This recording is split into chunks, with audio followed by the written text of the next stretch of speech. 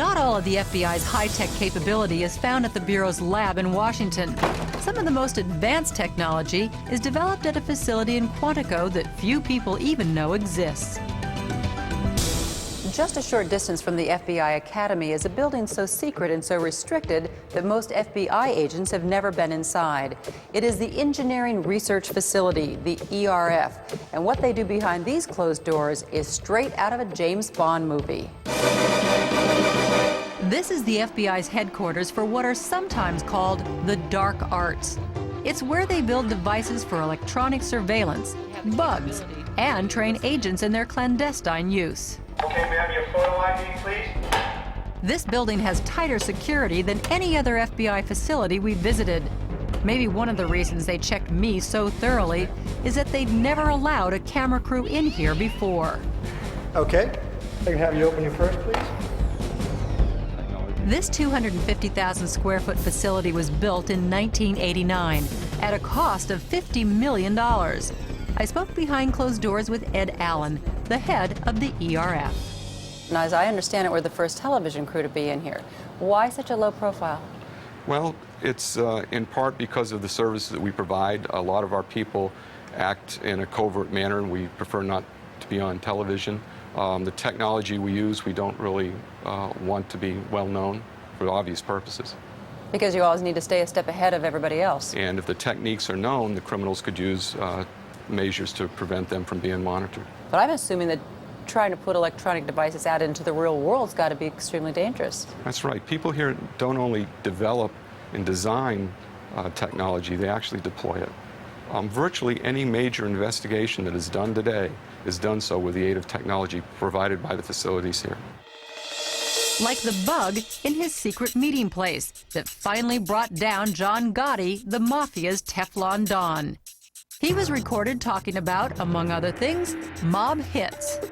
You tell this punk, I'll meet John Gotti tonight. You'll sever your head off. Because of the need for secrecy, they obviously couldn't show us all of the state-of-the-art spying gear they develop here.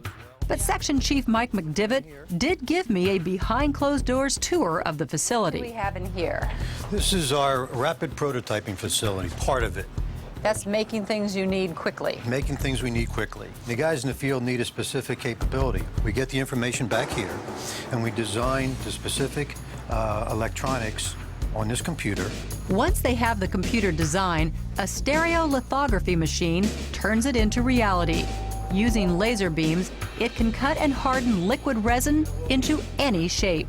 The final product might ultimately be made of plastic, wood, or metal. It doesn't matter. They have machine shops for everything. There is practically nothing they can't build or duplicate. If an agent needs a bug or a camera hidden in a car, a wall, or a household item, this is where they turn. This is a final product for what you see right here on these screens. So then this would be put into a car or van or something, whatever you needed to have the capability to listen in. To listen in or do whatever we needed to do. In their audio enhancement department, they can sometimes make something out of nothing.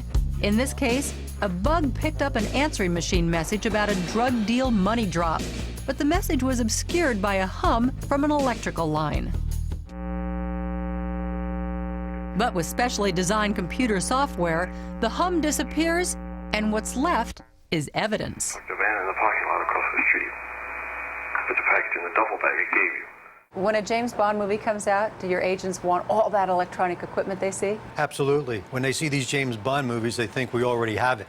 So we always get these requests, and we got to kind of settle them down a little bit. But you talk about James Bond, this place right here would be Q's paradise. Before anything they build goes out the door, it's checked and double-checked. Even something as seemingly simple as antennas are tested here. Oh my gosh! In a surrealistic setting known as the cone room, which is padded with sound-absorbent foam. And I noticed that the entire thing looks like it's in a metal casing. Good observation. It is in a metal casing, and what that does, it prevents any signals that could be outside this room. It blocks them from getting in here. And anything that you're testing in here blocks it from getting out. Absolutely. Right? Of course, for some, all this emphasis on bugs and eavesdropping does raise serious concerns.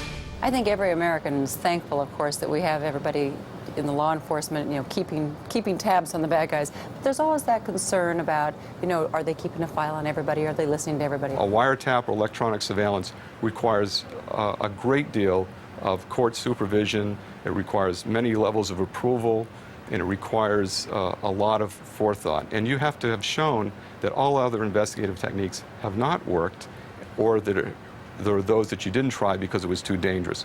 It is not something that we do indiscriminately. It's something we use as a tool of last resort.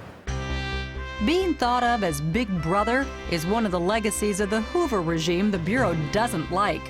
Accountability and responsibility are two of the key words you hear over and over in the modern FBI. They're part of what the Bureau calls its core values. You are entrusted with the responsibility to get into people's lives, to enter their homes for search warrant, arrest them. You're taking people's liberties away. It's a responsibility that no agent should take lightly. You realize that people are going to go to jail because of what you do, and people may not go to jail who should go to jail because of what you do. So I remind myself of that every single day.